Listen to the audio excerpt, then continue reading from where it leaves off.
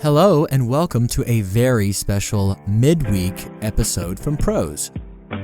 Of course, today is good old St. Valentine's Day. It is a holiday that is quite divisive. Some love it, some hate it. But for the sake of celebration, I have arranged some poems for all of you. So please sit back, relax, and enjoy the Prose Valentines special. Our first poem today comes from Christopher Marlowe. It is called The Passionate Shepherd to His Love.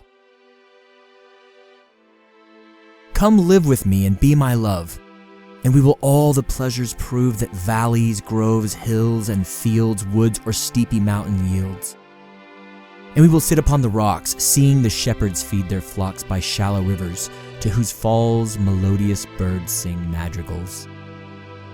And I will make thee beds of roses, and 1,000 fragrant posies, a cap of flowers, and a kirtle embroidered all with leaves of myrtle, a gown made of the finest wool, which from our pretty lambs we pull, fair lined slippers for the cold with buckles of the purest gold, a belt of straw and ivy buds with coral clasps and amber studs, and if these pleasures may thee move, come live with me and be my love.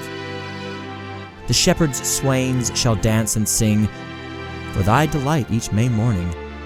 If these delights thy mind may move, then live with me and be my love. Our next two poems come from the bard himself, Mr. William Shakespeare. First is Sonnet 18, the very famous Shall I Compare Thee to a Summer's Day. Shall I compare thee to a summer's day? Thou art more lovely and more temperate. Rough winds do shake the darling buds of May, and summer's lease hath all too short a date. Sometimes too hot the eye of heaven shines, and often is his gold complexion dimmed, and every fair from fair sometime declines by chance or nature's challenging course untrimmed. But thy eternal summer shall not fade, nor lose possession of that fair thou owest. Nor shall death brag, thou wanderest in his shade, when in eternal lines to time thou growest. So long as men can breathe or eyes can see, so long lives this, and this gives life to thee. And our second Shakespearean poem, the far more realistic Sonnet 130. My mistress's eyes are nothing like the sun. My mistress's eyes are nothing like the sun. Coral is far more red than her lips red. If snow be white, why then her breasts are dun. If hairs be wires, black hairs grow on her head. I have seen roses damasked, red and white, but no such roses see I in her cheeks. And in some perfumes is there more delight than in the breath that from my mistress reeks. I love to hear her speak, yet, well, I know that music hath a far more pleasing sound. I grant I never saw a goddess go. My mistress, when she walks, treads on the ground. And yet, by heaven, I think my love as rare as any she belied with false compare.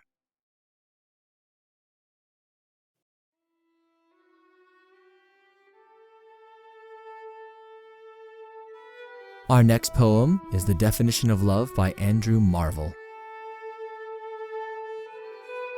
My love is of a birth as rare as 'tis for objects strange and high.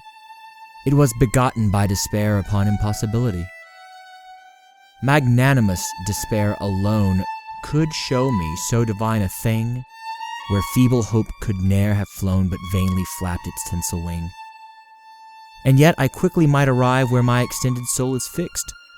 But fate does iron wedges drive, and always crowds itself betwixt. For fate with jealous eyes does see two perfect loves, nor lets them close. Their union would her ruin be, and her tyrannic power depose. And therefore her decrees of steel us as the distant poles have placed, though love's whole world on us doth wheel, not by themselves to be embraced. Unless the giddy heavens fall, and earth some new convulsion tear, and us to join the world should all be cramped into a planisphere. As lines, so loves oblique may well themselves in every angle greet, but ours so truly parallel, though infinite, can never meet. Therefore, the love which us doth bind, but fate so enviously debars, is the conjunction of the mind, and opposition of the stars.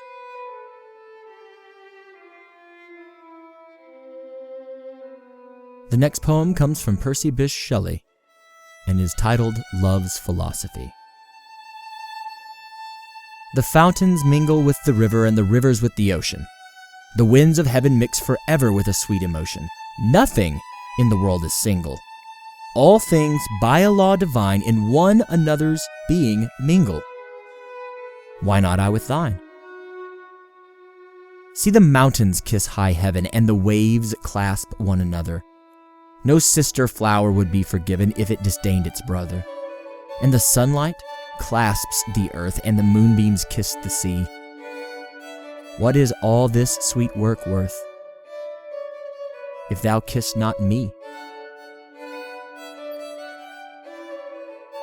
Next up is Meeting at Night by Robert Browning.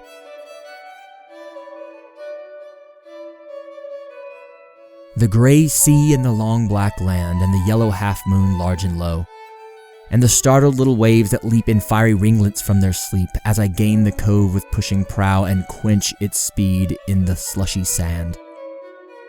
Then a mile of warm sea-scented beach, 3 fields to cross till a farm appears, a tap at the pane, the quick sharp scratch, and blue spurt of lighted match, and a voice less loud through joys and fears than the 2 hearts beating each to each.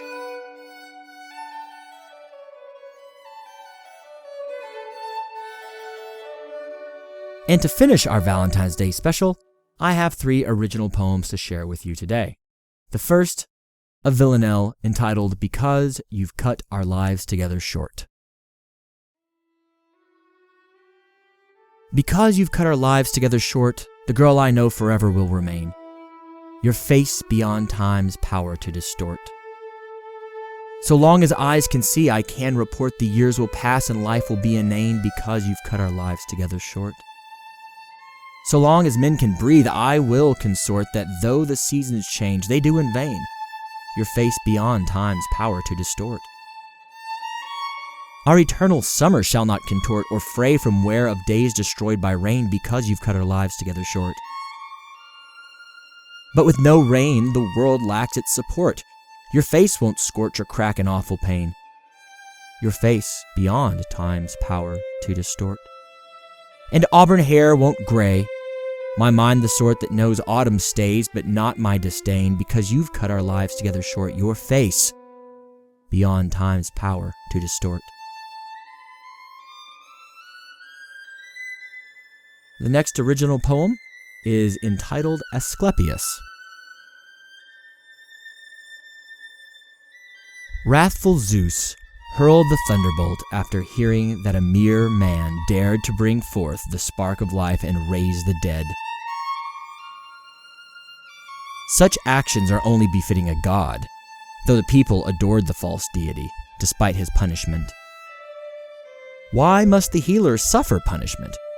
His idea is a potent thunderbolt pealing through a Stygian darkness of the false beliefs of the rocky isles, and every brutish man were cut short by this vengeful god, leaving a chthonic hero dead. And just for raising the dead. Thunderbolts and crosses, punishment, heaped on punishment, doled out by a threatened god, fearful of what one mortal man's thunderbolt might incite in his fellow man. Each god's fiery judgment rings false. Spiteful Hades, enraged Satan, scream false testimony, desiring more dead. Apollo and Michael lash out and defend man, each lesser god hoping to escape punishment while expecting a thunderbolt to rain down from an angry god, though each would be a loving god in his own right. Aside from false speech, there is no damning evidence, no thunderbolt to justify these men joining the silent dead. And do they receive equal punishment, all these tied to the fate of man? One becomes the savior of man. One serves a king but remains a god. One sits at God's right hand. One is struck down as for punishment. One is struck down as punishment.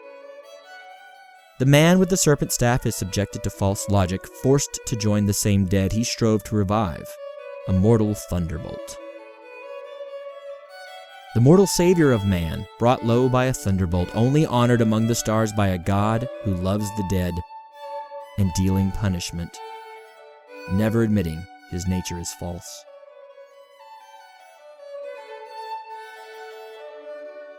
And lastly, we have the lion and the raven.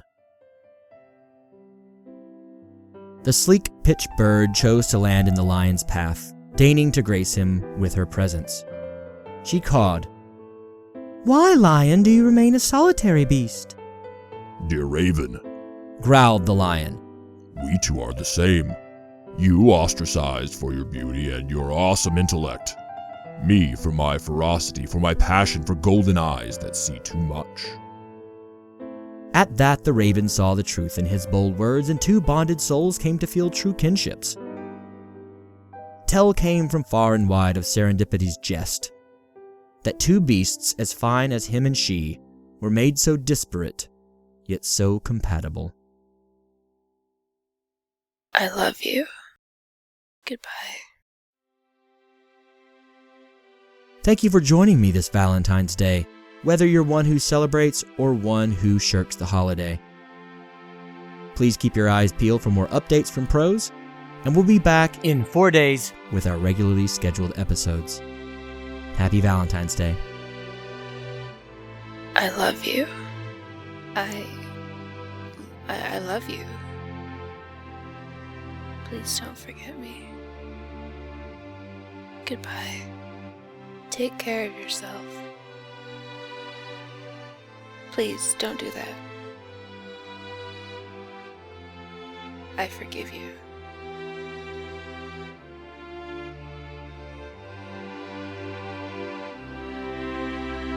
I love you. I love you. Please don't forget me. Goodbye. Take care of yourself. Please don't do that. I love you. I forgive you. I love you. I love you. I love you. I love you. I love you. I love you. Please don't forget. Goodbye. I love you. Take care of yourself. Goodbye. I love you. Take care of yourself. Please don't do that. Take care of yourself. I love. Please don't do that. Take care. Please don't do that. Please don't do that. I forgive you. Please don't do that. I forgive you. I forgive you. I forgive you. I love you.